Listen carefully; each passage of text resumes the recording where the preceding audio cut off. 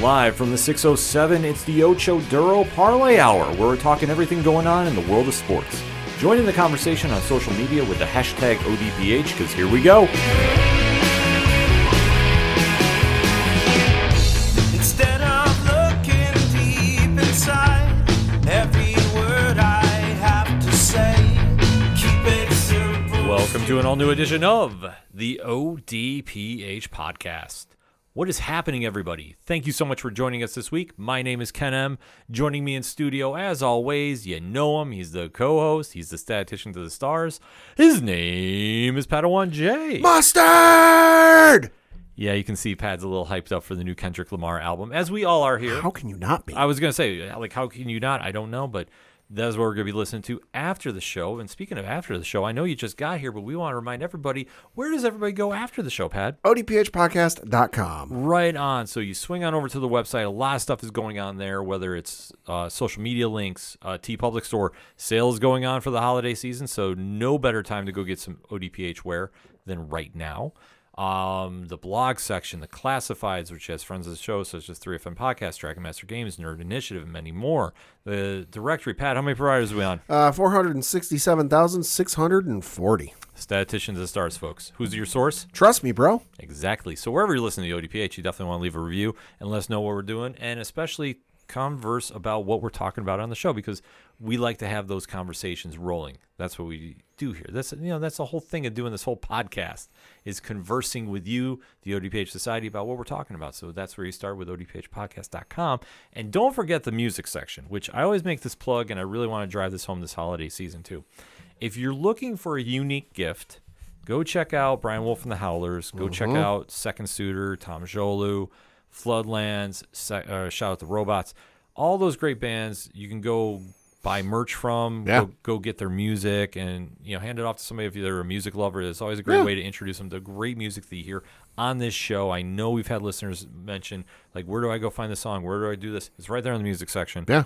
And it's a great holiday gift if you want to go for something a little different. It's something very affordable, too. Great for your road trip playlist. Exactly. So especially if you're traveling this holiday season, be safe and have some great music to listen to, along with a great podcast, because you can find all of that and so much more at odphpodcast.com.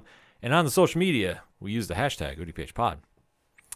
This edition is going to be the sports edition, because there's a lot going on that we have to break down. So, Pad, why don't you kick us off like we always do during this time of year? Yeah, we're going to be talking the NFL, and it, of course, is deep into the heart of the NFL season. We are in week 12. Well, we just finished week 12, I should say. We're going to be talking our locks and leaps. And my leap was the Philadelphia Eagles over the LA Rams, because, hey, I think we got to say it. Philly's got an MVP candidate in Saquon Barkley. Absolutely. Giants fans, cover your ears. And they put a whooping on the LA Rams the other day by the final score of 37-20. Jalen Hurts, 15 of 22, 179 yards passing, 1 touchdown, no interceptions. Matthew Stafford, 24 of 36, 243 yards passing, 2 touchdowns, 0 interceptions. Kyron Williams went to 16 of 72 for 1 touchdown. Saquon Barkley, 26 carries, 255 yards rushing. 2 touchdowns. And then for receiving, it was A.J. Brown leading the way with 6 catches, 109 yards, 1 touchdown. Also should note, Saquon Barkley through the air had 4 catches and 47 yards, no touchdowns. So effectively, without doing, without doing a whole ton of math, 300 yards total overall for Saquon on the day. If you're a fantasy owner, you're real happy. And for the LA Rams, it was Puka Nacua, who finished with 9 catches, 117 yards, and no touchdowns. Philly is getting hot at the right time. I know it's a 9-2 record, but still, they now seem to be running on all cylinders.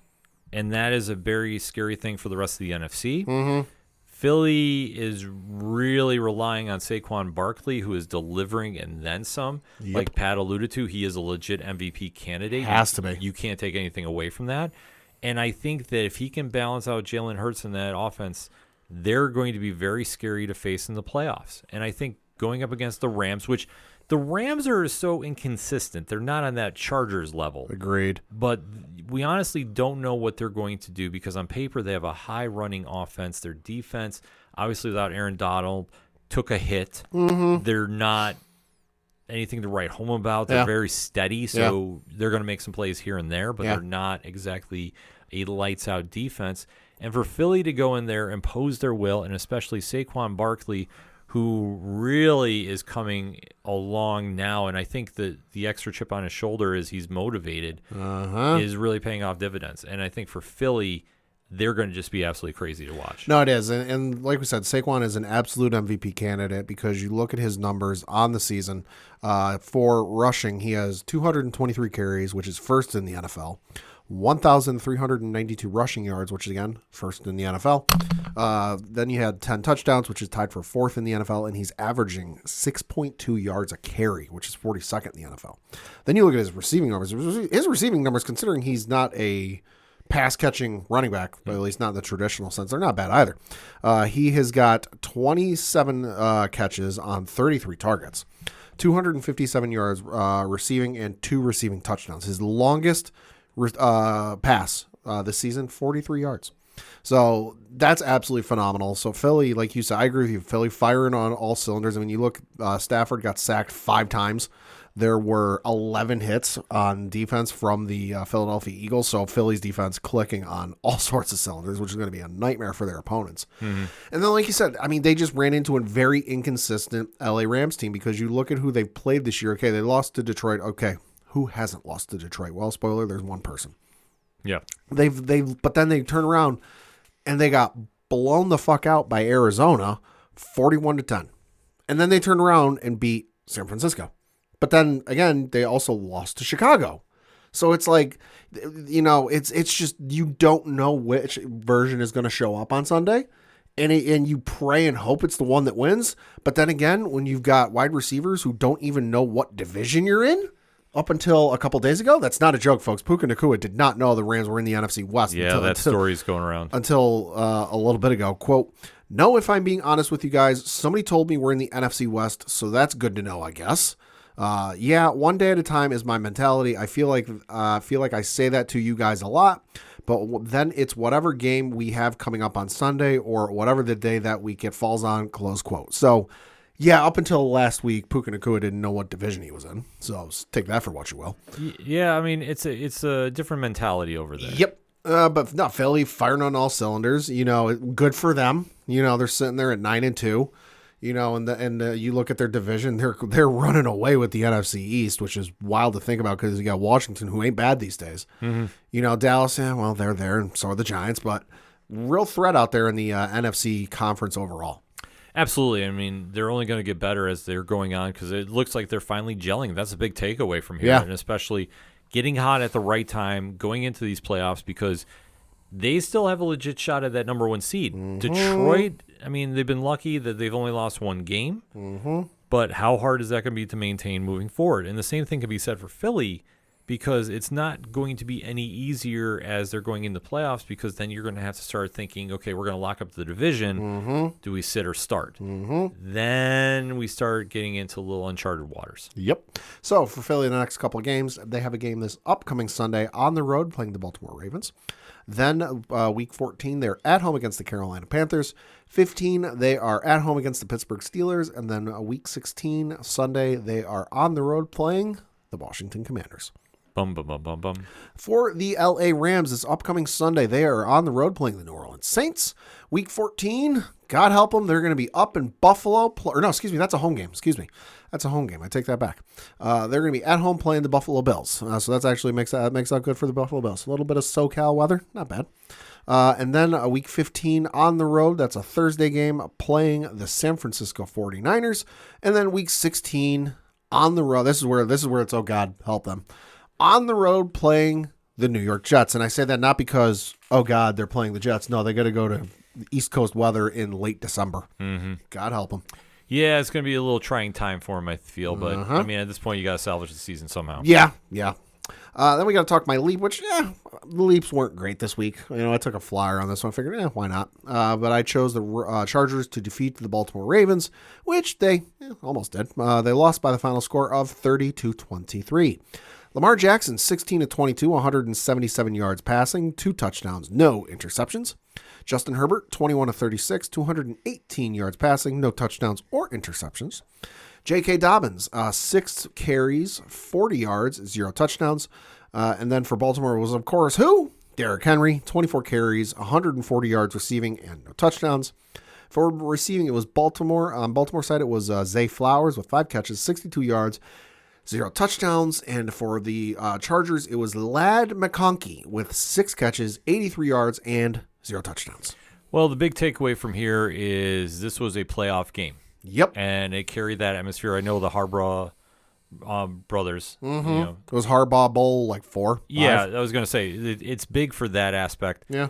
But at the end of the day, Lamar Jackson outshined Justin Herbert. Absolutely. And proves why he's always in that MVP case. And it's nothing against Herbert either. I think this really gave a litmus test about where the Chargers rank amongst the elite of the AFC, and they're right in that conversation. Mm-hmm. I think they gave Baltimore a lot they could handle, but Baltimore is just that much better, and especially with Derrick Henry taking over the running game, he might be the missing piece for this team to finally get to the Super Bowl. Mm-hmm. And especially on 24 carries, 140 yards against a very solid Chargers defense. Yeah. That does send a message. Yeah. Now, granted, they have 4 losses on the season, but there was this debate on First Take this morning as I was watching. Okay. Do you put the Ravens in that top 5 of both AFC and NFC teams? I'd say yeah. They're because Kansas City, sure. Buffalo, obviously. Because I'm looking at the top 5 as it currently stands in the AFC playoff seedings. Kansas City's number 1, Buffalo's number 2, Pittsburgh's number 3, Houston is number 4. So there's your 4 division leaders. Baltimore's right there at 5. So I mean, I'd probably put Baltimore ahead of Houston and Pittsburgh at this point. You know, Buffalo to me is the clear number 1, despite whatever the fucking actual standings are. Mm-hmm. You know, so yeah, I'd say Baltimore's probably in that conversation for top 5 in the AFC. Well, no, they did both AFC and NFC. Oh, for AFC. Oh, they for did both. For both. If we're talking both, yeah, it's gonna be real close. It's a great debate. I think for the AFC, yeah, they're in the top 5 easily. If you're talking both, yeah, then we're getting close. Yeah, they're easily. I mean, I'll even say they're better than Houston. I think that yeah, Houston's good, but they're 7-5. So. And you could make a legit argument that they're better than Pittsburgh. Mm-hmm. You can make that argument. I don't know how far you'll get with it, but you can make that argument. Yeah. But I think this showed what the Ravens are capable of, and I think for our Harbaugh team that we don't know what we're going to expect, they played very solid against them. I think it's just a matter of their running game was much better on the Baltimore side of things. Yeah. Lamar Jackson was really having a field day picking apart the defense. And even though, like I say, 177 yards is nothing to really write home about. 16 of 22, though. Yeah, that's the big stat. Whew. That's the stat that caught my attention. The other one catches my eye, too, is only 1 sack. Yeah.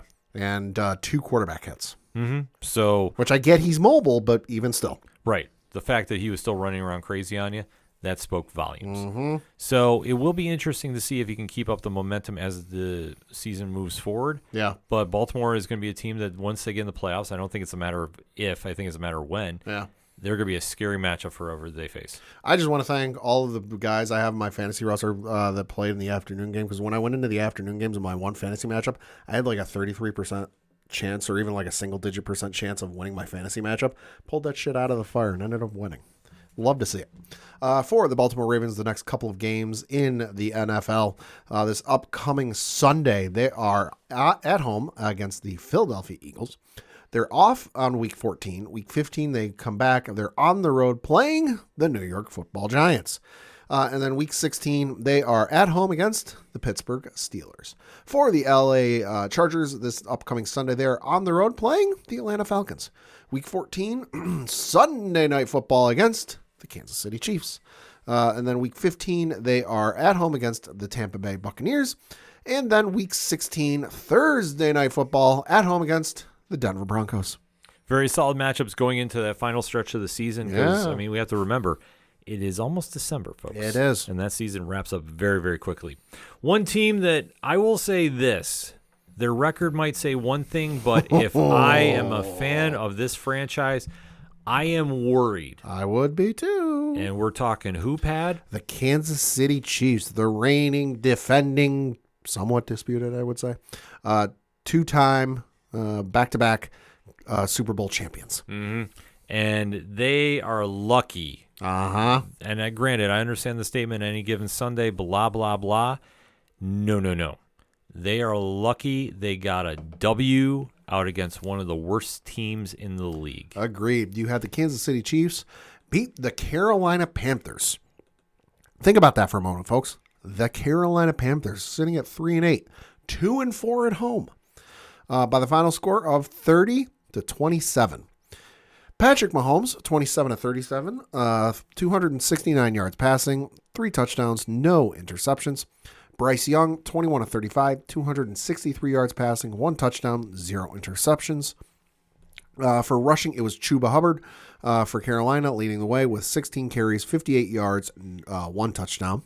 Kareem Hunt led the way for Kansas City with 16 carries, 68 yards, and no touchdowns. For Kansas City in receiving, it was Noah Gray. Thank God I picked him up in fantasy this week. 4 catches, 66 yards, 2 touchdowns. And then for Carolina, it was David Moore with 6 catches, 81 yards, and 1 touchdown. For a quote-unquote high ranking, I guess we could put it mildly. Yeah. Kansas City defense, the fact that you let Bryce Young, who has struggled Mightily. for the past 2 years now, Yes. the fact you let him drop 263 on you and almost pull that game off is astounding. I mean, this is the same team that gave up 47 to New Orleans, 26 to the Chargers. Let's see, 34 to the Bengals, 36 to the Bears, 38 to the Falcons, 40 to the Commanders, and then 28 to the Broncos. This is Carolina, by the way. And then they gave up 22 to the New Orleans Saints in a win. They gave up 22 to a win against the Raiders, and then they gave up 17 in an overtime win against the Giants. Yeah. So, like, this team is not good by any stretch of the imagination. I'm looking at their high rushers. Their highest rushing total for the entire season, Chuba Hubbard, week 10 against the New York Giants with 153 yards. They've cracked 100 yards 3 times, folks. The other 2 times was week 3 against the Las Vegas Raiders, 114. It was Hubbard again. And then the other time was week 4 against Cincinnati, where it was, again, 104 yards. Like, this team's just not that good. Like, they're getting blown out left, right, and fucking center. You know, they were in contention for the number 1 overall pick for a while. I don't know where they are right now. I can pull that up. But the fact that you're the entire AFC and NFL is supposed to run, Carolina's number 5 right now in the NFL draft order. Tankathon.com/NFL if you don't believe me. But no, you've got the Kansas City Chiefs, who now, admittedly, I will give them a little bit of their due. They've had injury issues. I think that's well documented. Sure. You know, we're at the point where they're on how many number 1 wide receivers for the year? I mean, DeAndre Hopkins is the latest one. He started the season in Tennessee, if I'm not mistaken. You know, they've got their injury issues. You know, things are not good in that aspect, but still, you know, when you're Patrick Mahomes, when you're the crowned successor to Tom Brady in the NFL greatness debate, it shouldn't fucking matter. When I remember games when Brady was in his prime, which Patrick Mahomes is in his prime right now. The one I'm thinking of most of all was, I think it was like 2009, 2008, somewhere in there, where the Patriots went into Landover, Maryland, and played played Washington, and they put up like fucking 56 on them. Yeah, and it was outrageous by halftime. If this was Tom Brady in those days against this Carolina team, they'd have put up 60. Oh, it would have been out of control. It would have. It would have been completely out of control, and that's where I think you have to be very alarmed if you're Kansas City right now. That, yeah, your record, you might only have 1 loss, but you should have more. Agree. And you can say whatever you want. I mean, maybe they got caught looking to next week's opponent. Yeah, but at the same time, they're coming off a terrible loss because the Bills punched them in the mouth. And the motivation should have been there to prove everybody wrong. Oh, completely. The fact that Kansas City was double-digit favorites, if I'm not mistaken, they were 10-point favorites. They were like 10 or 13, something like that. Right, they were high. The fact that Carolina came in and really gave them all they could handle, and this is after the Chiefs were up 20-9 at halftime. Right. The fact it was this close, it is cause for alarm. Now, am I saying, a full panic? No, but By the time the game started, it was a Kansas City by 11.5. yeah. So there's no justification that Kansas City should have came in and been this flat. Oh, yeah. Or just outplayed, because this is a situation Carolina clearly wanted it more. And had no doubt about imposing that will, making that happen, doing what they needed to.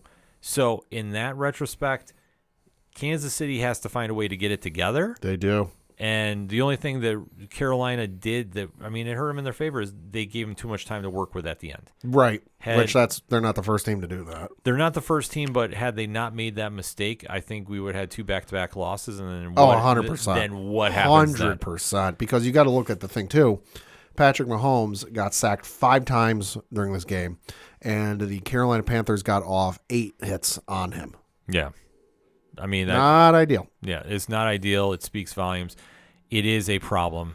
And also just the ongoing issues you've got with the receiving core, because, we talked about it before, but just, I don't know what's going on with this receiving core, but like when Noah Gray admittedly, we know they're going to double cover Kelsey, so somebody else has got to step up, but Noah Gray, 4 catches on 4 targets. Travis Kelsey, 6 catches on 8 targets. Xavier Worthy, 4 catches on 6 targets. DeAndre Hopkins, 5 catches on 6 targets. Kareem Hunt, 3 on 4. Justin Watson, 1 on 2. Samji Perine, 2 on 2. Carson Steele, 1 on 2. And Juju Smith-Schuster, 1 on 2. And to the Patriots fans who thought they were nuts for letting him go, I let those numbers for Juju Smith-Schuster speak for themselves. 1 catch, 6 yards. Well, but you look at it just like, okay, the tight ends are showing up. But fucking, it's like the rest of the receiving core forgot what to do. Well, you have to remember, take a look at their straight-up wide receiver core. We're not talking tight ends. Right. Xavier Worthy is still a rookie, but the only thing he has is speed. Yeah. He's not the greatest with the hands, in my opinion. He's not exactly Randy Moss. DeAndre Hopkins is not the DeAndre Hopkins of old. This is also true. He is somebody that is transitioning into that latter year of his career, Yeah. which it is what it is. Yeah. Will he be solid? Yes, but is he the clear-cut number 1 they used to be? No, absolutely not. No. It just is what it is. Smith-Schuster, enough said there. Mm-hmm. He's somebody that's coming off a bad knee injury, and I don't think recovered. Yeah. Everybody else you can kind of plug and play with for the most part. But the tight ends, Noah Gray is stepping up because they're shutting Travis Kelsey down. Mm-hmm. That's the one thing. It's a one-trick pony. Where before you didn't know what the hell you were going to do, who the hell you were going to cover. Well, now you know who you got to cover. Yeah, Kelsey. And that's the big thing that I think teams are figuring out finally, which how long have we been saying on the show? A couple years now. Yeah. The fact that if you can shut down Travis Kelsey, you can shut down the Chiefs. Yep. And you're making Mahomes go against his security blanket. Yep. So the fact that everybody figured it out now, that speaks volumes. Yep. So what else can you say about that? Not much. We're looking at the next couple of opponents for these two teams. The Kansas City Chiefs this upcoming Friday, Black Friday, 3 p.m. Eastern on Prime Video. It'll be at home against the Las Vegas Raiders. Then Week 14 at home against the LA Chargers. Again, that's on Sunday Night Football. Week 15 on the road playing the Cleveland Browns. And then Week 16 at home against the Houston Texans. That rare 1 o'clock Sunday game on NBC and Peacock. So take note of that, folks. Mm-hmm. For the Carolina Panthers, this upcoming Sunday, they are at home against the Tampa Bay Buccaneers. Week 14 on the road playing the Philadelphia Eagles. Week 15 at home against the Dallas Cowboys. And then Week 16 at home against the Arizona Cardinals. What else can you say about that? Kansas City had better find a way to get everything back on track because it's not going to get any easier for them in the playoffs. Because I think that maybe that talk that Travis Kelsey is going to go riding out in the sunset allegedly with a Super Bowl win is going to be far from true. And another team that has to deal with that is probably, I would say, my most disappointing of the season. Surprising, to say the least, I'll say that. And that is the San Francisco 49ers. Because this team, now granted, they've had a couple injuries here and there, but I did not think that they would be a 500 or less than at this stage of the season. They got a lot of, I'm looking at their injury report for yesterday. Or no, sorry, this is from today. Today's record. There's a lot of questionables on that injury report. Oh boy. Yeah. I'll get to that in a minute. But yeah, the Green Bay Packers defeated the San Francisco 49ers by the final score of 38-10. Jordan Love 13 to 23, 163 yards passing, 2 touchdowns, no interceptions. Brandon Allen got the start for San Francisco with Brock Purdy not being able to play. Fun fact, Allen, number 17, thought that was a little weird. 17 to 29, 199 yards passing, 1 touchdown, 1 interception. Christian McCaffrey led the way for San Francisco in rushing because although it wasn't much. 11 carries, 31 yards, no touchdowns. Josh Jacobs, have yourself a goddamn day, especially if you're a fantasy owner. 26 carries, 106 yards, 3 touchdowns. For Green Bay in receiving, it was Romeo Doubs with 3 catches, 54 yards, no touchdowns. And for San Francisco, it was George Kittle with 6 catches, 82 yards, and just 1 touchdown. Mm-hmm. This is a little bit alarming for a San Francisco team that was in the Super Bowl last year. That was in the Super Bowl. Ooh. And granted, Brock Purdy is not in. Brandon Allen is there. Let's just read off the list of names and their positions on the injury report list today. Trent Williams, offensive tackle. Now, mind you, these gentlemen are all questionable. Trent Williams, offensive tackle. Shavarius Ward, cornerback. Kevin Givens, defensive tackle. Jacob Cowing, wide receiver, and Nick Bosa, defensive end. Also from yesterday, Demorde Lenore, cornerback. John Feliciano, who is on injured reserve and will be on injured reserve for the remainder of the season, according to Matt Barrows of The Athletic. Dominic Pooney, guard, is questionable, and Brock Purdy still listed as questionable, and, quote, head coach Kyle Shanahan said Purdy, shoulder, did some light throwing Monday and didn't have any issues, Nick Wagner of ESPN.com reports. So, obviously, they have to deal with that. But that defense, though, that's the surprising thing. Yeah. The fact that Green Bay, who has never been known as a solid running team, it's more of an air attack, if you will, decided to go completely crazy on this team is a little wild. Mm-hmm. And the fact that Josh Jacobs, who, like we said, Green Bay is not known for being a running team, but 106 yards and 3 touchdowns. That is absolutely mind-blowing. He had the hat trick by what, halftime? Mm-hmm. Something like that. Oh, he was running all over them, and you had no response from a 49er team that had 2 sacks and 3 quarterback hits. The other thing, too, is I'm looking at their depth chart here on ESPN.com. It's a lot of questionables, outs, and IRs on that defense. There's 1, 2, 3, 4, 5, 6, 7, 8, 9, 10, 11, 12, 13, 14, 15 people listed on that defense that are either questionable, out, or on injured reserve. Good Lord. They've even got 2 guys injured on their special teams. Yeah. Good Lord. So they have a lot of problems on that side of the ball, but they're still talented enough. They should have been able to keep this at least closer. Yeah. The fact that Jordan Love and company dropped 38 on them, that is alarming. What was it? 17 by halftime was another. It was 24 by the end of the third quarter, and then they put up another 14 in the fourth quarter. Mm-hmm. So for the 49ers, they have some question marks. Yeah, they do. At least. Yeah, they do. And they're not having an easier road from here on out. On the flip side, though, this is a huge win for Green Bay, who is quietly in that top 5 contention for the NFC. Currently number 6. Mm-hmm. But I'm saying for overall power rankings, according to me, okay, they're in that top. Oh, absolutely. You have to absolutely. But you have to think about it. The NFC West is probably the toughest division right now. Yeah. The NFC least is the NFC least, with Philly being the clear-cut number 1, Washington being a number 2 on Washington's overperforming. Mm-hmm. Yeah, Dallas, I'm sorry you don't have a quarterback, so that all needs to be said. Well, if Jerry Jones does the right thing, they could. Well, that's true. We'll talk about that.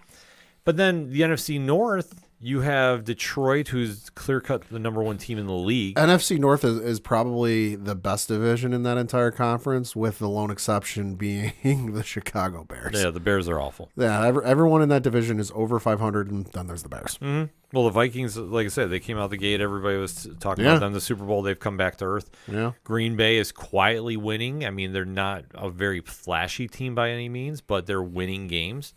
So if you're excited about this, I mean, you have a right to be, because they're doing a lot of great things over with the Packers, and especially Jordan Love's coming into his own. So I think when they get in the playoffs this year, we might have a different story. They might be able to make a deeper run. Could be. But it all depends on if they can stay healthy, and we see what happens when you don't with the 49ers. Now, is it fair to say they're done? I don't think so. No. I think it depends on if they can get healthy, but their stretch of games coming up is not doing anyone any favors. No, and Green Bay's isn't in their favor either.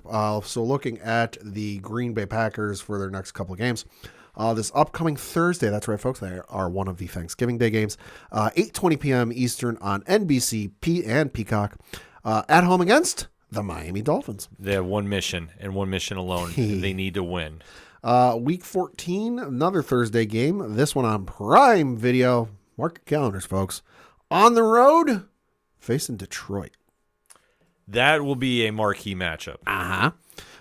Week 15, another primetime game. This one's Sunday Night Football. On the road, playing the Seattle Seahawks. That'll be solid. And then, boy, somebody in the NFL must really love these guys on primetime. Week 16, Monday Night Football against the New Orleans Saints. Green Bay does draw. That's true. So that I understand They have a couple fans. Mm-hmm. We know one of them. Yes, we do. Then, well, we know two. We know a few. We know a few. And then for the San Francisco 49ers, like we said, they're not out of it, but yeah, this next stretch doesn't really fucking help. This upcoming Sunday, God help these guys, because, boy, they're going to freeze their ass off. I'm telling you right now.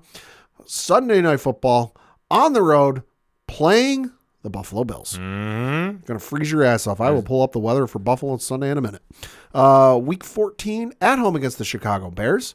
Week 15 at home, Thursday Night Football against the L.A. Rams. Yeah. And then week 16 on the road, hey, they get a little bit of a respite in Miami playing the Dolphins. I will say this. The Bears, they should win outright. They should. The Bills, I think, defeat them. Not saying this because obviously that's my team, but I think if Brock Purdy's not playing, they're in trouble. And I think that they're going to play it smart and not rush him back. And I think if they can at least split the difference there going into those final two, the Rams are division. Anything goes in division games. We talked about that at major length. Oh, shit. And then Miami, you never know. Miami might be fighting for a last playoff spot. So remember I said that I'd pull up the Buffalo weather for Sunday? It's supposed to snow. Oh, shit. I looked it up. So the forecast for Sunday in Buffalo looks like it's going to be supposed to be 31 degrees. And then by between 6 and 9 p.m., it's going to be snowing. Yeah, it's going to be a mess. Oh, no.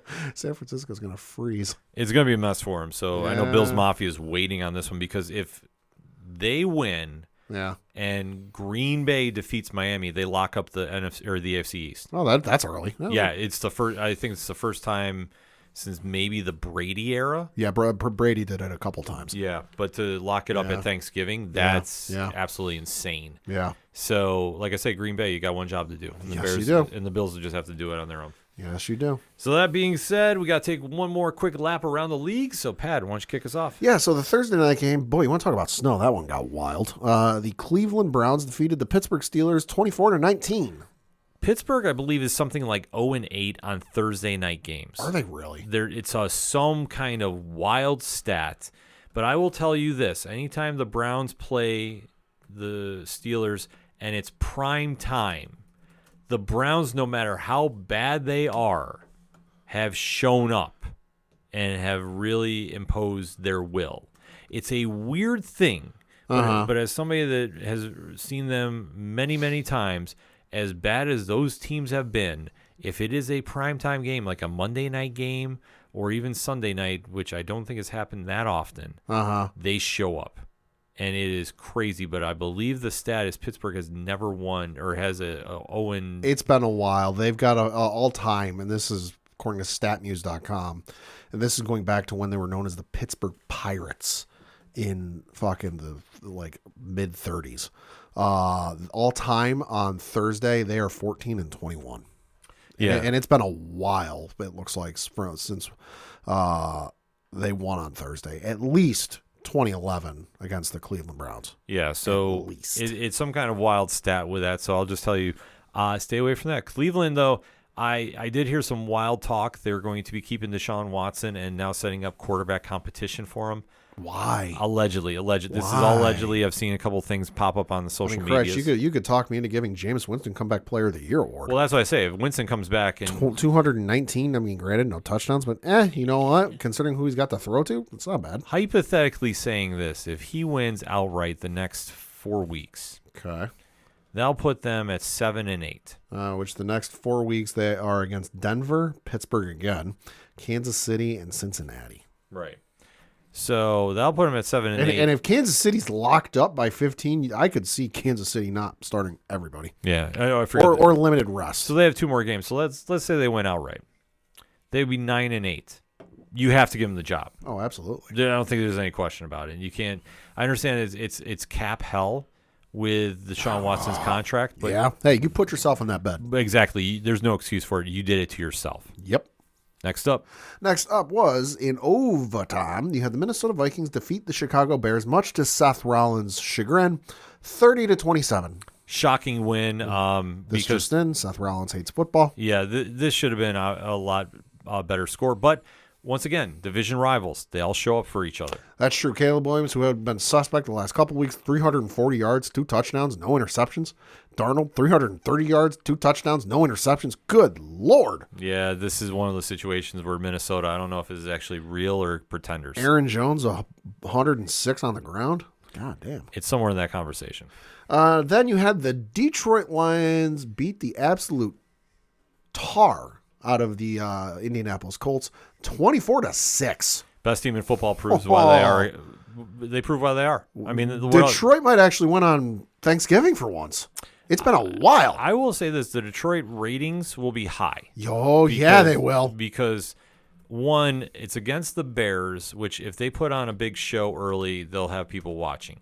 2, I think this is a wake-up call to the rest of the NFL fan bases that Detroit is for real. Yeah. I don't think, as weird as this is going to sound, because trust me, this is going to be sounding like out of left field. Okay. I don't think a lot of fans realize how good Detroit is, let alone they're 10-1. Detroit has not won on Thanksgiving since 2016 against the Minnesota Vikings, and that was a 16-13 win. Right. But that's what I say. I think fans don't realize that they're 10-1 and how good they are. I think they're going to put on a spectacle. I think that's the case for a lot of fans outside of Detroit. Oh, yeah, that's what I mean. Like, Detroit fans know how good they have it I right see now. what you're saying. But I'm saying for a national audience. I thought you were talking about like just strictly Detroit. No, Detroit. No, Gotcha. Detroit knew this when they're 5. Detroit's fucking stingy. Yeah, I was going to say. Good Lord. They've known this, but for the national audience, that's where I'm going Let's just hope they do a better halftime show than they've done the last couple of years. Hey, now. Shout out Jack Harlow. Yep. Enough said there. Enough said. Then you had, oh boy. You had the Tampa Bay Buccaneers defeat the New York Football Giants 30-7. You know, just when I thought the Jets were the worst ran team in New York, let alone the NFL, the Giants went hold my beer. Yep, completely. Yep. They're an absolute disgrace right now. I'm sorry, folks. It is what it is. It's bad. It's really bad. There's nothing you can do about it. Players are getting very vocal in those press post conference meetings. Malik there. Neighbors. Yeah, he was the one I was thinking about. Definitely giving a temp in the room. I will say this. I think depending on what the Giants' next loss is, if it's as bad as this one was, I could see Dabble and Sheehan both fired. I think they're both gone regardless. Dabble is absolutely going to be gone by the end of the year. Right, but I think GM-wise, I don't know if Sheehan stays. I really don't. I think he's – the problem that he has, I mean, he's very much like Brandon Beane, but however, Beane is sharper about realizing what he needs to fix. That offensive line with the Giants has been atrocious. They haven't gone in the right direction to go upgrade it. Right. And the fact that he chose Daniel Jones over Saquon Barkley says it all. In case you hadn't heard the Malik Neighbors comments, he said this after the game, quote, I mean, it's just soft, man. I'm tired of going out there and losing. It's just that. I mean, I don't know, bro. I go out there first and second quarter and I don't get the ball and start getting targets at the end. I mean, I can't do nothing. Start getting the ball at 30-0. What do you want me to do? Close quote. He went on to say, quote, obviously it ain't the quarterback. Same outcome we had when DJ was the quarterback. Take a look. It ain't the quarterback. Close quote. And I know when asked if it's the play calling, if it's the head coach, he really wouldn't comment and go into full blaming that. But boy, he didn't say no. Well, I think in his situation, one, he's a very high-paid draft pick, and is a true number one for the Giants. Yeah, he wants the ball every down, understandable. Which I was gonna say, name me one number one wide receiver that doesn't want the ball every second of the day. Yeah, So I get that, but he's not wrong in his assessment because for everybody No. that was saying it was Daniel Jones, no, it's the play calling, and it seriously is. And the fact that the Giants haven't done enough to fix the problem, it speaks volumes. That's why they need to make some drastic changes. I don't know who you have as an heir apparent, but I think you need to go big. You got to clear everybody. Oh, yeah. Dabble has completely lost the locker room. Oh, completely. When now, granted, the thing we haven't spoken on yet because we got to get to that elephant in the room, and that's the whole Daniel Jones situation. But when you have players getting vocal publicly and anonymously when they're speaking confidentially to reporters about the moves and everything, and then that forces the team to make a move because of said response. And if you want a case, it is the play calling. It is the coaching because you want a clear-cut example. Do I need to reread the stats for Saquon Barkley this year? Yeah. Go back and look at his Giants year's numbers. Now, I will admit some of that he was hurt for whatever bit, but still, I've known he's had this ability because I watch and I'm root for Penn State. Dude was dynamic as hell in college, both in the air on kick returns, punt returns, and on the ground. And just he got to the Giants and the play calling is shit. Let's call it what it is. Oh no, completely. I mean that's the one thing. I think unfortunately for whatever reason you can take it as you want, however you want to take it. Mm-hmm. They can't get it together. No, for reasons. And the entire front office needs to go. Coaching staff needs to go.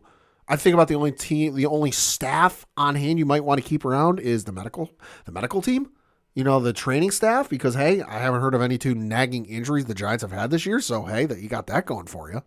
No, but I think the easy answer is this. You need to give Belichick complete control, see if he wants it. Yeah. But like I say, because you need something to spark that fan base back up. He was in the midst of a rebuild for how many years after Brady left? I don't know if he wants to do that again. I think this. I think if he can come in something and, hey, he's maybe a year or two away from really being able to contend and make a run in the playoffs, yes. But this team needs a full rebuild. Oh, they need a full rebuild. For the third time in 10 years. But if they can get rid of some cap room, whatever, I would say you ain't getting rid of it through Danny Dimes. Danny Dimes is going to give you $20 million in dead cap space. Yeah. Like I say, if there's some way to maneuver around, I think he would. But I'll say this. If McDermott doesn't cash in with the Bills this year, I could see him being gone. I could see Bill showing up there. Maybe. Which, I mean, how crazy would that be seeing him go through a table? Yeah, Danny Dimes, potential free agent with a playoff contending team. Hey, we'll see. Yeah. He was never the dude. Yeah. Next up in the scores, you had the Tennessee Titans beat the Houston Texans 32-27. CJ Stroud, I think, has come back to earth, and I think teams are figuring him out. Yeah. So it's that sophomore slump, I guess you could say. Well, he hasn't been great handling the ball. That's true. He really hasn't, and that's true. I think this is where teams are applying new pressure on him. We talked about this at length last year. He's coming in to a good situation, but however, as with every rookie sensation, teams watch film. Mm-hmm. They pick up tendencies. He's pressing to get the ball out there. Yeah. It's not coming to him. And listen, I want to hear it because Stephon Diggs is hurt. I don't want to hear this nonsense. He was fine without him last year. Lord. Him gone this year is not what's crippling him. Yeah. It's just he's getting too much pressure. They haven't made adjustments to sort through it. He's now paying the price for it, unfortunately. Yep. So you had the Dallas Cowboys beat the Washington Commanders 34-26. Bum. Ooh, bad loss for the Commanders. Although the Cowboys almost let him get back in it at the end. They did, but I mean that's the one problem. I mean the entire fourth quarter of this game insane. Was seriously out of a video game. It was 3-3 at halftime. And then you had the Cowboy. It was 10-9 after the third quarter. Then Dallas put up 24 in the fourth quarter, and Washington put up 17. Yeah, so anytime you do that, I mean, you're not going to get anywhere, and this is the problem. And I think for the Commanders, a horrible loss. Absolutely horrible at worst possible time. Yep. And because that is a confidence crusher because, let's face it, the Cowboys don't have a quarterback. I mean, it could be Daniel Jones for Thanksgiving, which would be the most awkward moment in NFL history, and I want that chaos. Fucking give it to me. Yes. Please. You had the Denver Broncos beat the Las Vegas Raiders 29-19. Okay, so this is another great debate that I've been hearing online, and I want to get your take on this. Okay. We've said for a while now Jalen Daniels is the clear-cut Rookie of the Year. Absolutely. Bo Nix has been putting up some impressive stats as of late. Mm-hmm. Did he steal the award from him? No, I don't think so. I'm looking at his stats. 2,548 yards passing, 13th in the NFL, 16 touchdown passes, which is 11th in the NFL, 6 interceptions, which is 67th in the NFL, and a quarterback rating of 55.9, which is 21st in the NFL. I think if he gets it, it's because it's voted on by the writers, and they see a lot more than we the fans do, because let's face it, Denver's not exactly on a lot of national games out here in the East Coast. Mm-hmm. You know, we primarily get whoever else is playing in the afternoon games if they're on late.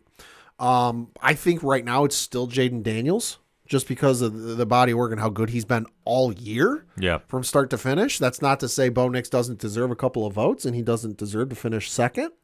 But I think it's still Jaden Daniels. I do too. I mean, I also think that Hail Mary helps a lot. Well, the Hail Mary does, but I think what's the more crucial member of the team? Sure. And I think if Daniels wasn't in Washington, they would be tremendously worse. Oh, absolutely. I think this year Denver has turned into the new Houston, and I think that they've surprised people by playing over expectation. Yeah. And I think Bo Nix has helped with this situation. I think that he should be applauded for what he's doing because he started off very badly this season. Mm-hmm. It's now coming to him. He's picking up at a quick pace. I know with a 7-5 record, it's kind of hard to think. Like if Jaden Daniels was not in Washington, it would be either Marcus Mariota or Jeff Driscoll. Yeah, exactly. So they would be as worse as the Cowboys, if not on that giant level. Yeah. So that's why I say I think Daniels deserves it, but I think for what Denver is doing, it deserves some discussion, and he definitely deserves, to be, if they do. He's in the conversation. Like, I don't think the NFL does. Like, I could be wrong. Hashtag ODPH pod. But I think if the NFL were to do like the MLB does with their awards, and like they announce the 3 finalists, which I think the NFL does, I could be wrong. But like, Bo Nix absolutely deserves to be in that like final 3 conversation for the award. Mm. So we'll have to watch and see how this all turns out. Yeah. Next up is, I believe we're on to our teams because we talked the Ravens and then we talked the Eagles games. Well, we didn't talk Seattle and the Cardinals. Oh, that's true. Which is super quick to say because Seattle won 16-6. Yeah, this was a very competitive game, and we talked about the NFC West being one of the toughest, if not the toughest division in football. Between that and the AFC North, I think that's the competition right now. Yeah. So big win for Seattle. I know it was a gritty one, so we'll have to wait to see how this translates. But I think for this division, it's going to be tough because you have 4 solid teams that are like all very consistent. Yeah. But only a couple are making it to the playoffs out of it. I'll say the entire division, with the exception of, is right there floating around 500. So nobody's really running away with it like it's the NFC North. Yeah, completely. Then you have our 2 teams, which we have to talk about. So we'll start with mine because it'll be real short and sweet. The Patriots lost to the Miami Dolphins by the final score of 34-15. Let's see. Let's pull up the old box score here. You had Tua Tagovailoa, 29-40, 317 yards passing, 4 touchdowns, no interceptions. Drake May, 22-37, 222 yards passing, 1 touchdown, 1 interception. Antonio Gibson for the Patriots, 6 carries, 31 yards, 0 touchdowns. Devon Achane for Miami, 10 carries, 32 yards, no touchdowns. Jalen Waddle led the way for receiving with 8 catches, 144 yards passing, 1 touchdown. Johnny Smith, a little bit of revenge game, I would say. He used to play for the Patriots. 9 catches, 87 yards, 1 touchdown. And for the Patriots, it was Demario Douglas with 5 catches, 62 yards, and no touchdowns. Now, I will say the big takeaway from this game, Patriots, stop shooting yourselves in the foot, please. Because, good Lord, you look at the penalties on this one. For the Miami Dolphins, now this is accepted penalties. This ain't even like declined penalties. Accepted penalties for the Miami Dolphins, 3 for 17 yards.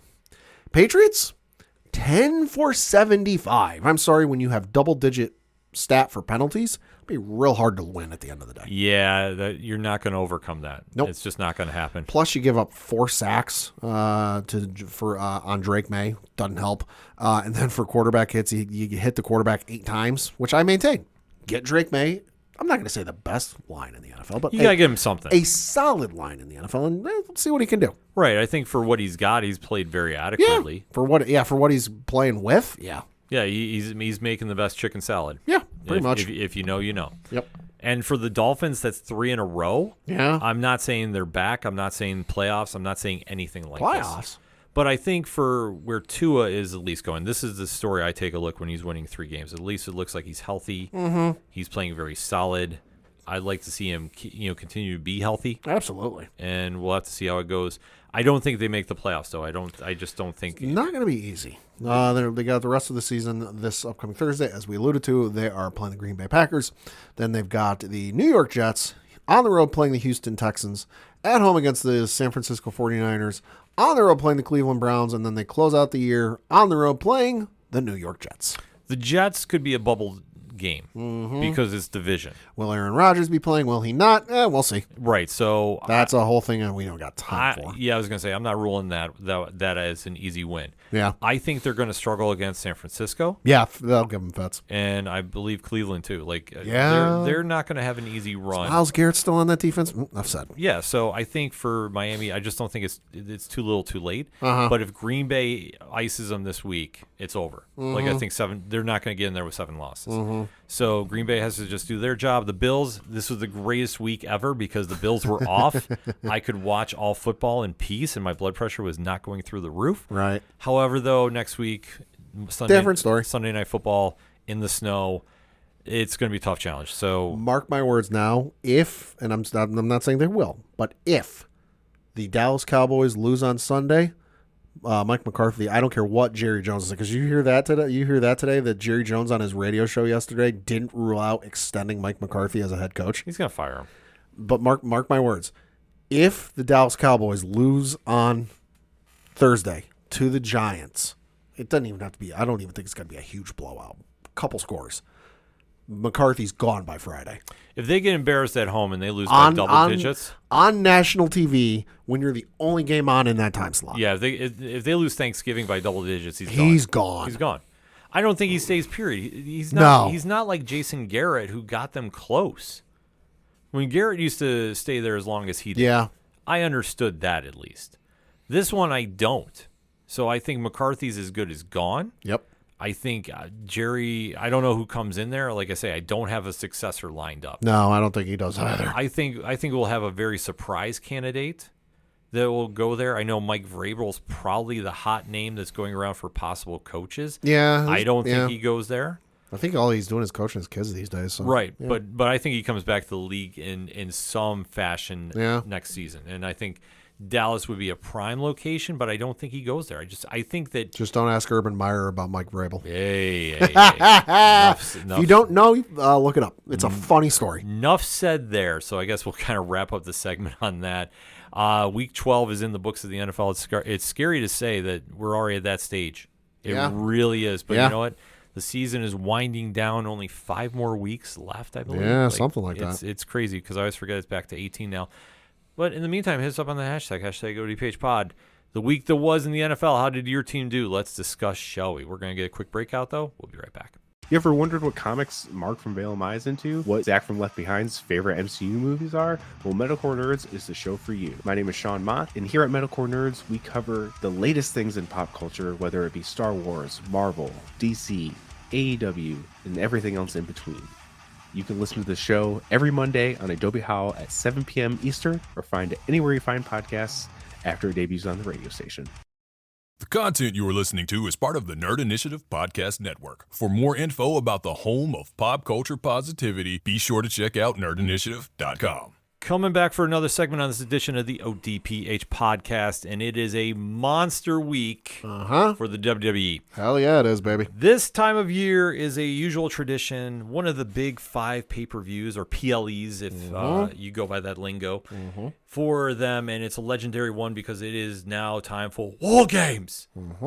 WWE Survivor Series is taking place this Saturday, 6 p.m. Eastern Standard Time on the Peacock streaming network. A lot of storylines going down. It has been nothing but pure cinema coming in from a very interesting SmackDown and an even better Monday Night Raw. So Pat and I are going to break down the card as is and then kind of give you a little recap of what's happened on both shows. So Pat, let's do it. Yeah, so like you said, the show starts at 6 p.m. This Saturday from the Rogers Arena in Vancouver, British Columbia, Canada. Pre-show starts at 4 o'clock Eastern, so check your local listings when that will be on in your time zone. But the card is as follows, and this is the usual 5 matches. I don't think we're going to get anything else added to this card, so this is going to be long enough as is. First match we're going to talk about, the super quick put together, but hey, I get it. In a singles match for the WWE United States Championship, you have L.A. Knight defending his belt against Shinsuke Nakamura. See, I am very surprised at this match. I am too. I'm happily surprised. Don't get it twisted about this. Yeah. Shinsuke, we have not seen on TV for quite some time. I mean, except for that brief feud with Cody Rhodes that happened, and it was like on the road to him going to get the WWE title. Yeah. So we did not see him on screen. Like I say, it feels like forever. There was rumors that was he going to get released? Was he not? Blah, blah, blah. Well, here we are now, and he's now in a title picture with LA Knight. This one, I'm going to go on a limb. I'm going to say new. I think it's time to get the belt off LA Knight. I don't think it's taken off as well. So I don't think it'll be new yet. Excuse me. I don't think it'll be new yet. We have seen this matchup before, at least on the house show tour, because when they came through here in our local area back in June, we did see Shinsuke Nakamura take on LA Knight here locally. I think eventually Shinsuke will take it off, but this is thrown together at such the last minute because the match only got announced on Friday, right? That it's taking place, or maybe even last night. I forget when they announced it, but regardless, that it got announced. Now that I'm seeing it, it did get announced on Friday, November 15th. So, I think Shinsuke will eventually get it, but I just think through shenanigans or whatever else, it's not going to be that night. Well, I mean, the thing about it is with LA Knight's run and. This is a weird thing with wrestling, at least in my opinion. We have the chase is better than the champion. That's true. And I think for him, for so long, we were waiting on him to get the belt and see how he was going to shape up with it. And I just don't think it's carried through because I think what was overshadowed, and it is what it is. Andrade versus Carmelo Hayes was a much better storyline than whoever was going to than his match with the three of them. And granted, it was a great finish, but at the end of the day, I don't think it did enough for that. So that being said, I'm going to go, like I said, I'm going to go down the limbs. I'm going to say Shinsuke wins. Okay. If not, we have to kind of start thinking, where are we going from here? Well, and I do got to correct myself. It was announced last night on Monday Night Raw. Next up on the match card, you have a triple threat match for the WWE Intercontinental Championship with Braun Breaker defending his belt against Sheamus and Ludwig Kaiser. I will go out on a limb and say this could be a complete surprise match of the night. I think it's in that conversation, yes. I think that you really have to take a look at how they're setting this up. Braun Breaker, getting the belt back has been kind of a little bit of hot potato. Yeah, hasn't really done much. Well, he hasn't done much, but I also think that it was also depending on what they were going in what direction for Survivor Series. Sure. Because obviously with the Bloodline storyline, it made more sense to take the belt off main event Jey Uso. Yep. The fact they've done that, I think, makes an impact here. But at the end of the day, though, adding Ludwig Kaiser, who is a sleeper in this entire feud, along with Sheamus, who, this is his quest to get the Grand Slam. It's the one title he's missing. Yeah, this is an interesting dynamic, and I think you put all three of them in there, I think they're going to go out of their way to steal the show. Oh, they're going to try. Yeah, they got stiff competition going against them, but they're going to try. Stiff is a key word, too, because they are going to absolutely beat the holy snot out of each other. I don't think they take anything for granted and lightly. Because let's not forget, it's triple threat, so they can do whatever the fuck they want. Yeah. Oh, yeah. So this is going to be one that they get out of control with in a hurry.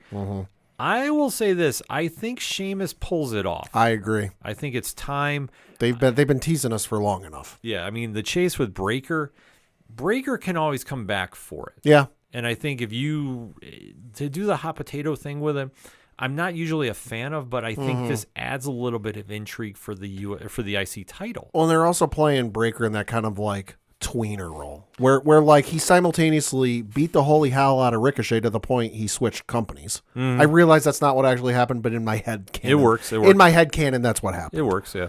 But he beat the holy hell out of Ricochet, so he left the company. And then who was it? Main event Jey Uso beat him for the belt, and he went up and instead, like I figured, when after that he's going to kick the snot out of him and be like, listen, here's the reason I deserve a rematch for that title. Kick his ass. He did. He shook his hand. And it's like, hey, you were the better guy. Congratulations. Now, eventually he did kick Jey Uso's ass and get the rematch and win the belt back, but I digress. So they're doing this weird kind of like in between. He's not exactly a full heel. He's not exactly a full face.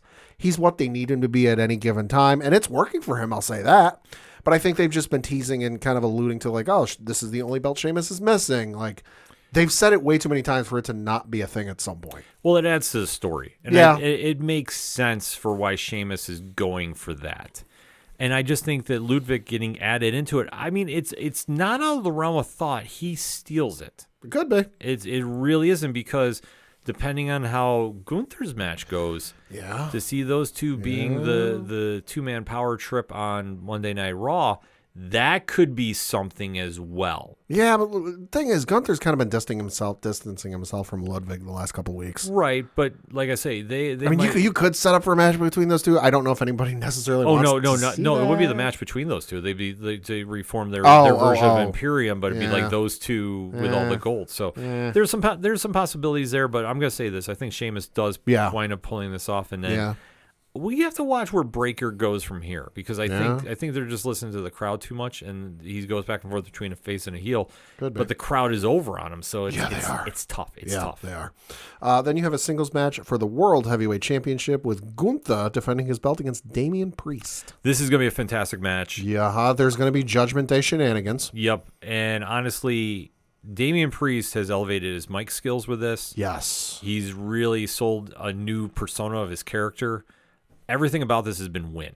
And Gunther has been a great champion. Yes, he has. And his character still works.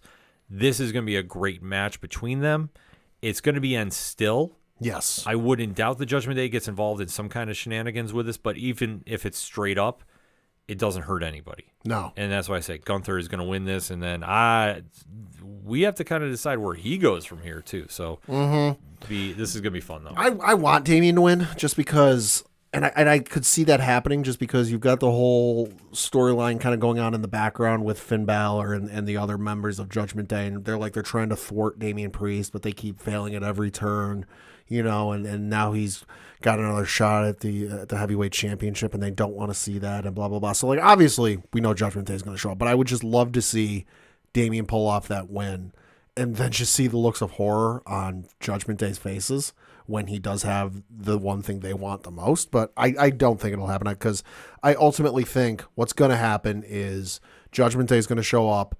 It's going to distract Damian in some way, and we're going to see the Ring General at his absolute best. Yeah, so this is going to be great, though. Oh, yeah. I'm super excited yeah. for this. I think they're both going to deliver. Yep. And then we have our two War Games matches, the first of which being the women's. And on the one side, you have Rhea Ripley, Bianca Belair, Naomi, Io Sky, and Bayley taking on the Judgment Day in Liv Morgan and Raquel Rodriguez, Nia Jax, Tiffany Stratton, and Candice LeRae. And I will say, out of this, I'm happy to see Candice LeRae on a pay-per-view. I am too. Holy hell. I mean, it's tough to see Indy Hartwell not in the company anymore. Yeah. But- no reunion of the way. Right, but Candice LeRae is one of the most underrated talents they have. 100%. And if you don't believe me, go watch her indie stuff. Yup.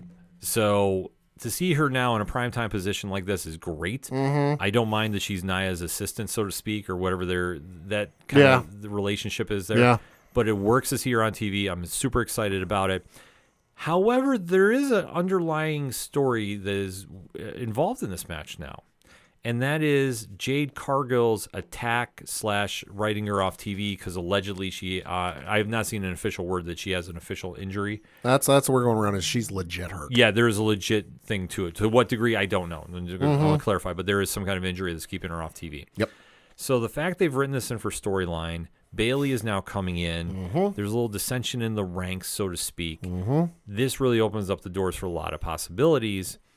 I think at the end of the day, though, depending on the severity of Jade's injury, I could see Jade coming out and interfering and going after who I think attacked her.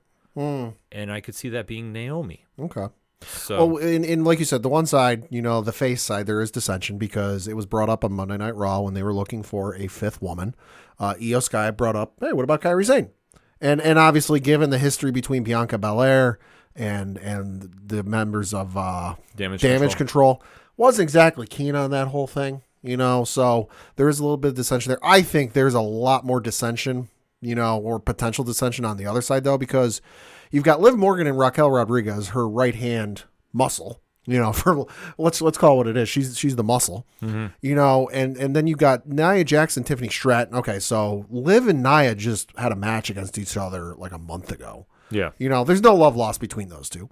You've had Tiffany Stratton, who, let's make it clear, for all intents and purposes, has made it subtly but abundantly clear she's going to try and cash in on Nia. I think that's plain as day. And then you've got Candice doing whatever it is she's doing.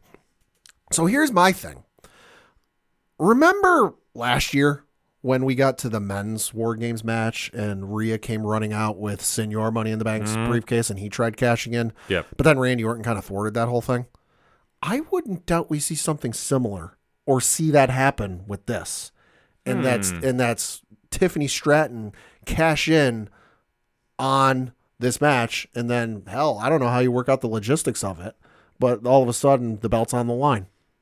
Well, Or if it's not that, it's at the end and she cashes in on Nia, because I'm telling you this, I don't think Nia's walking out of this with a belt. yeah, I could definitely see that. I mean, they're teasing it enough. Because that whole thing last year was such a wild idea. I'm like, in my head, I'm like, I don't think you just throw that idea away. No, I don't think they do, and I think but it depends on just how much story they want to add to this. Yeah. I mean, but I don't doubt your theory though. There's I really don't. there's way too many combustible elements on the heel side of things for shenanigans to not happen. Oh yeah, I mean this could turn into an entire train wreck, so to speak. It reminds me of the one men's War Games match where it was Raw versus, not War Games, the one men's Survivor Series match where it was Raw and SmackDown, where it was like Jericho, Kevin Owens, I think it was like Rollins and Reigns, and like it was such a stacked lineup that I remember sitting there going like, there's no way Raw can lose this. Yeah. They're so loaded. But then they just, because of the storyline, they just fucking fell apart embarrassingly Yeah. so. And I'm seeing something similar where like, I don't think they're going to fall apart embarrassingly so, but just, you've got Liv and Raquel who like probably don't trust Nia. Mm-hmm. You've got Nia who's got Tiffany Stratton pulling a Brutus in the play Julius Caesar with a knife pulled out behind Nia Jax. Yeah. And then you've got Candice LeRae who knows what she's going to do when push comes to shove. Yeah. So I just think there's way too many combustible elements. Oh, completely. There's a lot of different ways you can go, a lot of different directions. There is so much for possibilities. Like it can definitely be done. So, like I say, this is going to be exciting, but I think that obviously the main event of the night is going to be the men's side of things. Yes, it is. Which got more combustible as of Friday night. Holy shit. So you've got the one side, the heel side, in the New Age bloodline with Solo Sikoa, Jacob Fatu, Tama Tonga, and Tonga Loa, joined by Bronson Reed. Yes. I gotta say, I like that addition. I do. I really love this edition. This also just means we get to hear Michael Cole and possibly Wade Barrett, if they have him on commentary, yell tsunami. And on the other side, you have the OG bloodline. Roman Reigns, main event Jey Uso, Jimmy Uso, the honorary Uso, Sammy Uso, and returning for the first time since what, like March? Hell in a Cell? No. Or no, I'm talking Heyman. Oh, Heyman, yes. Yeah, we're talking Heyman, who hasn't been seen in a number of months, appearing on Friday Night SmackDown because as Jacob Fatu with the rest of his crew standing in the ring going, hey, realize I'm not a mathematician, but like, we got 5, you got 4. That's not good odds for you. Ladies and gentlemen, Paul Heyman comes out and he's found a 5th man.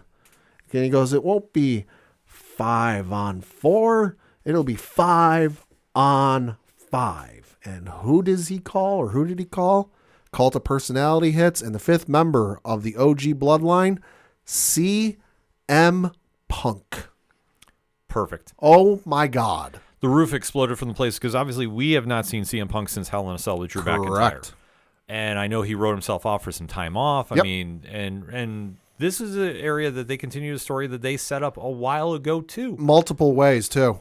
Break it Because down. because you got to remember, last week, not the most recent episode, but the one prior, when Roman tried to call, he goes, call the wise man. And it says, the number you have dialed is not in service. It wasn't because Heyman wasn't picking up his phone. Remember what Solo Sikoa did to Paul Heyman's phone? Yeah. He destroyed it. Roman wasn't there. I don't think Roman had come back yet at that point. So how the hell would he know? And then you flash back again to when Punk, I think it was Punk showed up on an episode of SmackDown when they were in Chicago or something like that. Yeah. And he was confronted by the Bloodline, and Paul Heyman wanted something from him, and Punk asked Paul, "What is it you want from me?" And Heyman looked at him with all the desperation in his eyes and said, "Take me with you." Yeah. So Paul Heyman called in a favor, and Punk, being a Paul Heyman guy, answered that phone call. See, I almost wonder, though, who called Paul Heyman, and I think the clues have been there for a couple weeks. Okay. I think it was Sami Zayn. Ooh.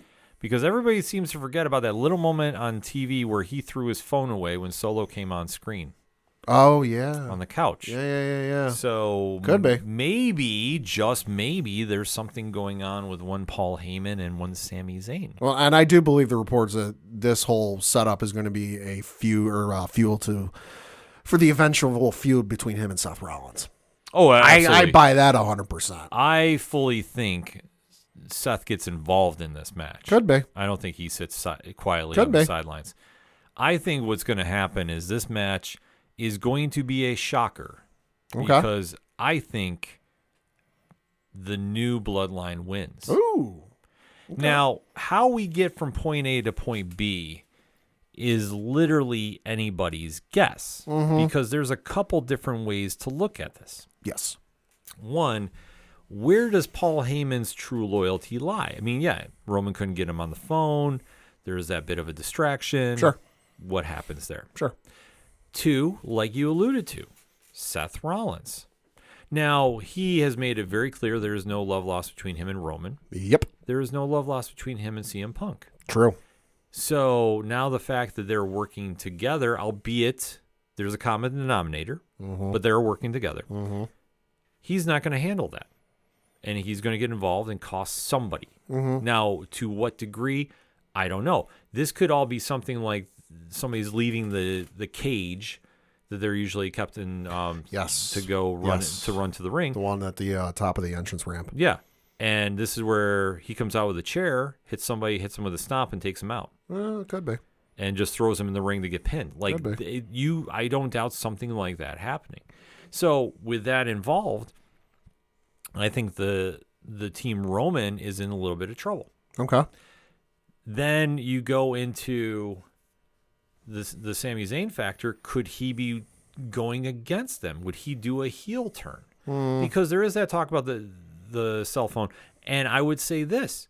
It might be a situation of, look, I know Solo. Solo always treated me with kindness when I was here. He did not. You're the one that bullied me. Yeah. You're the one that attacked me. Yeah. This is how I get back at you. And that's where this whole phone thing goes into play. Like, there's a lot of uncertain factors they could go with. Sure. Plus, I also start thinking of, okay, if you end the bloodline here with Solo, Jacob, and the Gorillas of Destiny, where do they go from here? Yeah. So they don't really have... That's the one thing I can't figure out is, like, no matter which side I go with and who wins, like, where does it go from here? Well, That's the one thing I just can't, for the life of me, figure out. Well, I think what happens is with the bloodline of Solo, I think they go on and still be a faction, but I don't think they ever win the world title in this situation. No. I just think Because we know Cody's not defending the belt on this card. Right. Cody's defending the belt against Kevin Owens on the upcoming Saturday night main event on NBC. Right. So, and plus they've already had that feud go down. Right, So right. You can't go rehash that if you want to keep the storyline fresh. Sure. So that's where I think you pivot a bit, and that's where you move Roman into going after either a Seth Rollins or a CM Punk, depending on what it plays out. I was just thinking that too, because the next pay-per-view is going to be, and I'm not counting the Saturday night main event thing. No, that's on that's a special event. That's special event on Broadcast TV. But the next pay-per-view premium live event is February 1st in Indianapolis, Indiana at Lucas Oil Stadium. It's the Royal Rumble. I could see an outcome where, like you said, New Age Bloodline defeats the OG Bloodline with the help of Seth Rollins, advertently or inadvertently. And I could see Roman, because I could see Roman going after Seth like, listen here, asshole. You cost me a shot at solving my problems. I got to take care of you now. And I could see a match between Seth and Roman, not for a belt, because let's face it, those two, you don't need a belt between those two for a match. Right. At the Royal Rumble. I mean, I could see it, but like, I just don't know how this is going to go. Well, that's what I say. I think there's more loose dominoes that will fall if Solo loses. Right, because the ultimate thing in this is like, I to a certain degree, I do believe the whole thing with like they want to set up a match with Rock and somebody. Now, whether it's Cody, whether it's Roman, I don't freaking know. But I don't think you do the moves they've done with him showing up at the end of, what was it, Bad Blood? Yeah. Without there being potentially something in the works. But as we all know, The Rock's schedule is ridiculously full. So that's the other thing with a lot of these plans and a lot of these series. It's like, okay, it's kind of contingent on him possibly being there. And we just don't know. Well, that's another factor that we have to consider is The Rock will be involved some way, somehow. Right. You know, what's to say that he doesn't crash War Games and he takes out Roman? Well, if Chris Van Vliet sees his truck out back, he'll have to let us know this time. Yeah, so there's, like I say, there's a lot more moving parts because... This is the first time in a while we've gone into like a men's Survivor Series or even a men's War Games match where it's pretty not clear cut who's going to win. No, because I think everybody thinks Roman's going to win. So it's like, okay, hypothetically he does. Then what happens with Solo? Right. What happens with the Guerrillas of Destiny? Jacob Fatu goes on his own. Bronson Reed goes on his own. Okay, so where does that get them long term? Right. Unless somebody goes and defects and joins Roman. Right. In this new bloodline, but then would you have him do a heel turn and run with that? Like that, there's just... The only thing I know with Roman is it's been kind of rumored and there's stories floating around that once the Netflix deal and leading up to the Netflix deal that he's going to be bouncing back and forth between both shows, which sure. Again, no shit, but Yeah. like that's the only thing I've heard. Well, I mean, here's what it ultimately has to play out. I think, obviously, with Roman losing, he's going to have a feud with either a Seth or a CM Punk. Seth would make the most sense just because there's that ongoing feud that's lasted over a couple of years. That's kind of like it's simmered in the background, but it's still there Completely, and then you have to get some CM Punk involved in that too. Yeah. So like, I mean, you can make it a triple threat if you want. Well, you have to do something, but then you also have to think with Cody coming away with the belt. I'm ultimately thinking by the time we get to WrestleMania, Cody's going to be the heel. And Roman's going to be the face for their rematch because I think that's the match they're going to do. Somebody threw out the whole idea of Cody being a heel the other day. It was Common Man Vince Iotoli, who threw out the idea of what if Kevin wins at Saturday Night Main Event and Cody turns heel? It would be something. It would be smart to do. Go full Rhodeslander. Because you have too many moving parts going on. That Cody, is he still the top face if that happens, or if he cheats to win, or if he does something like.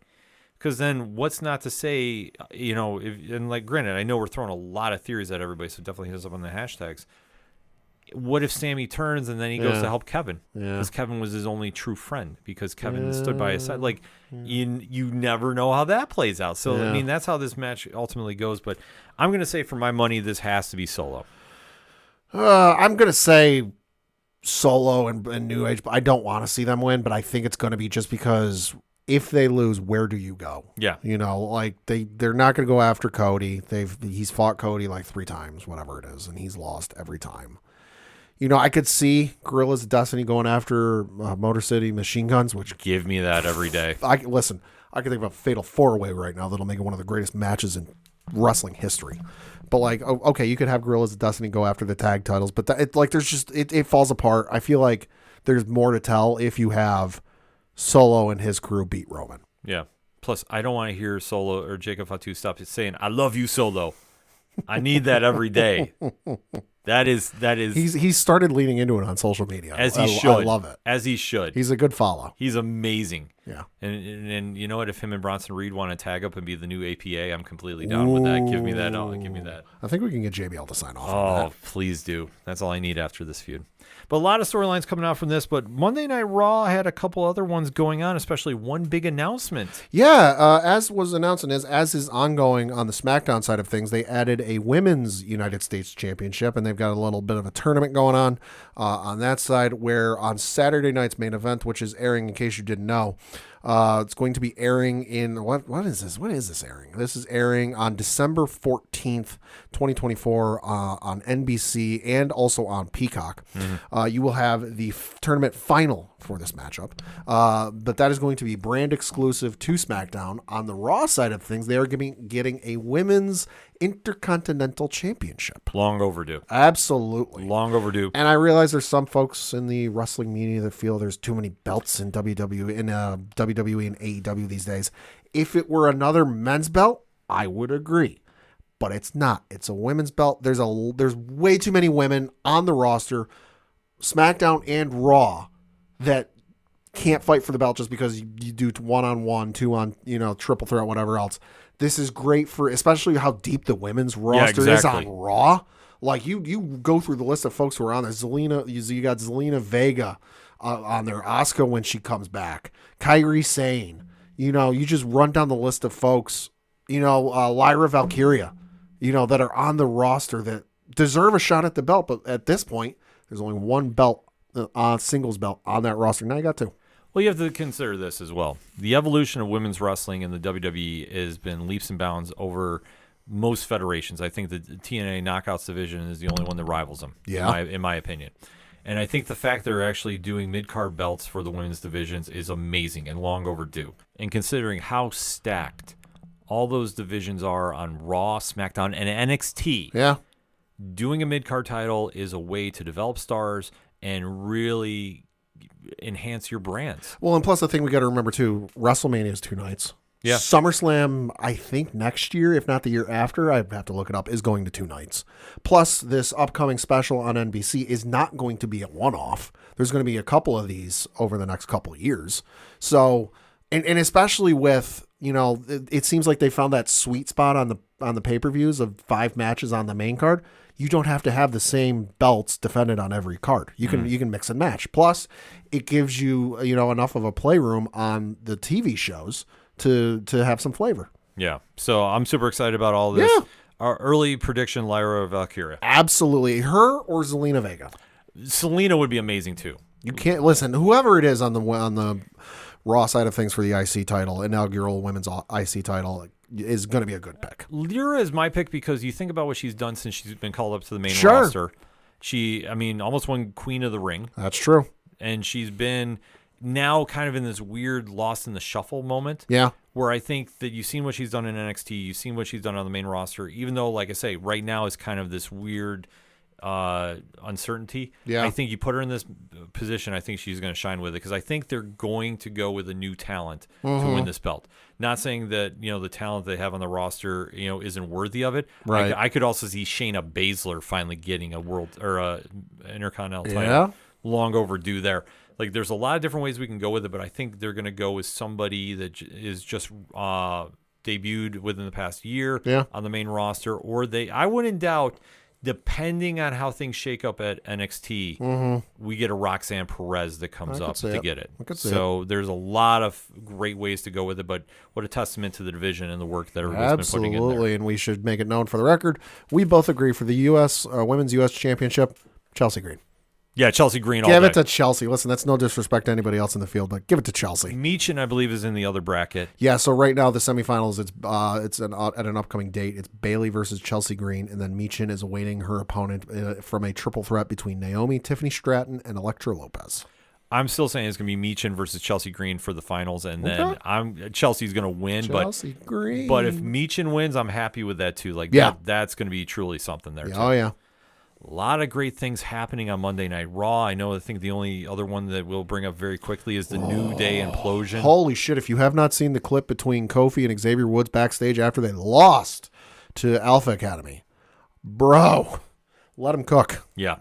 It's going to be an amazing 10-year reunion, I guess, anniversary. Or it's going to be an implosion. It's going to be an implosion because they're going to main event. I guarantee you they're going to be the main event of that They're night. going to drag that out, yeah. They're going to fight that night, and it's going to be epic. Give them plenty of time to get their stuff in and watch them go. Absolutely. Because I think the only way you top that is if, and granted, I have not heard anything about this, so I'm not even going to say, this is going to happen, but the only way you would top that is if Big E comes back. I mean, I wouldn't doubt it. I'm just saying if he's cleared But the that's Monday night game is Cleveland versus Denver. yeah. So maybe it'll main event. Yeah, no, trust me, it'll main event. The Yeah. New Day is going to main event Raw in the upcoming Yeah. week. But we have to get to Survivor Series first. So True. there'll be a lot of stuff going on there. Hit us up on the hashtag ODPH pod. What is your thoughts about the WWE's Thanksgiving tradition? Who is coming out of War Games the winner? Let's talk about it, shall we? But first, we're going to get a quick break. We'll be right back.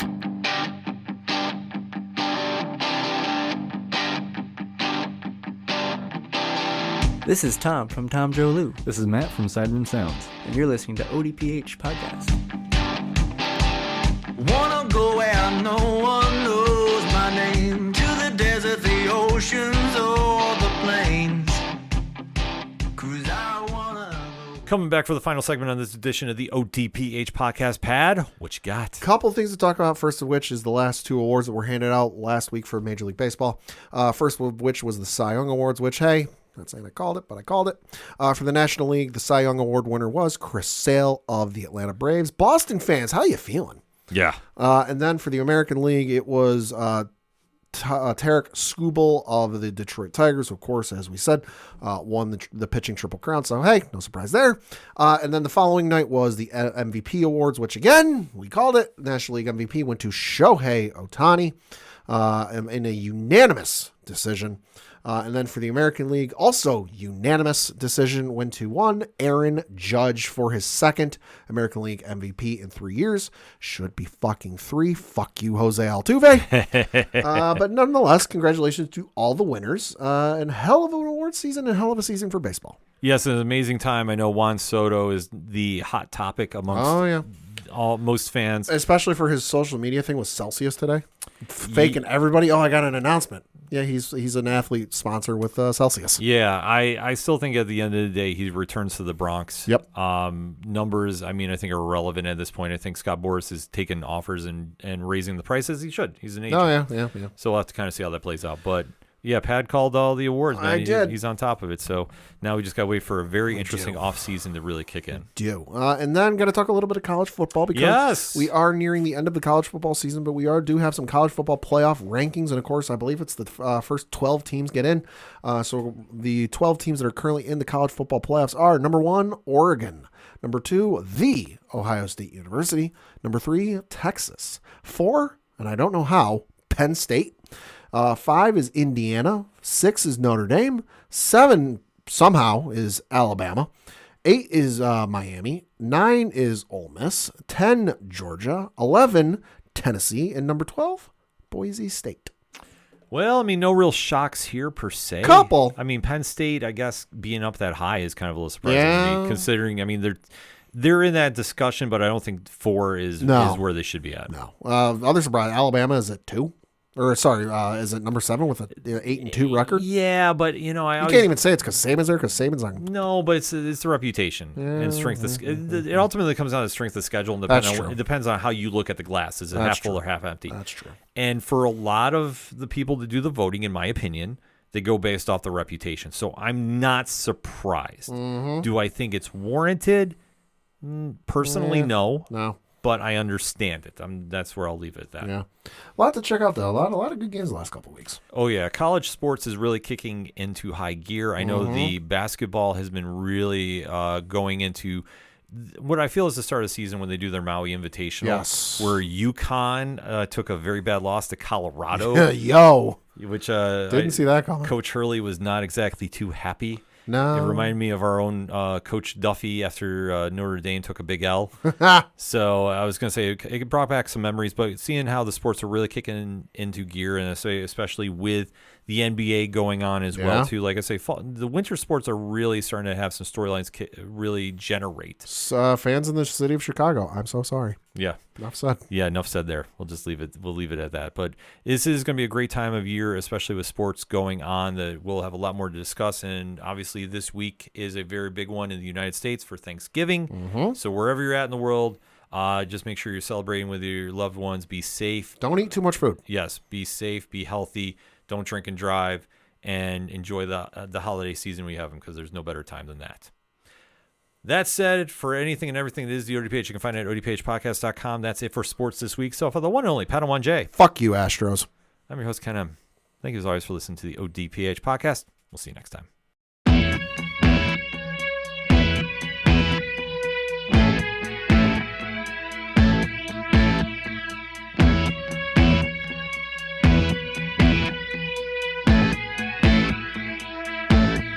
It's such waste of time swiping left and swiping right on people you could know. 'Cause anyone who's worth a damn be worth way more than a picture could ever show.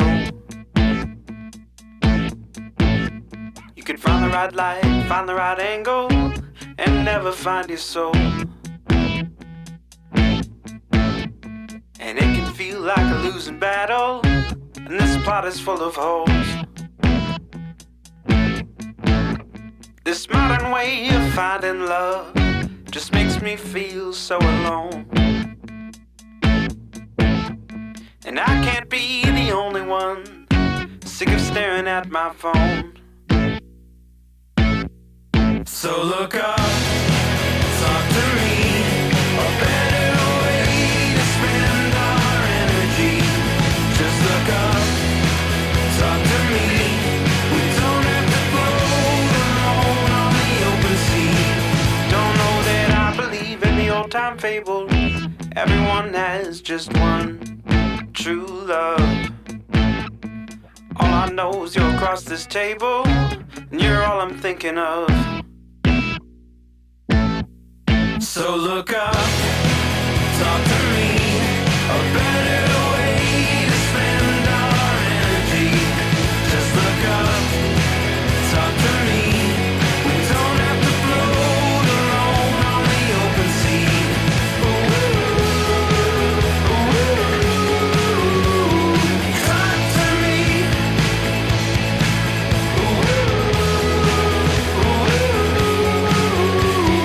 Talk to me.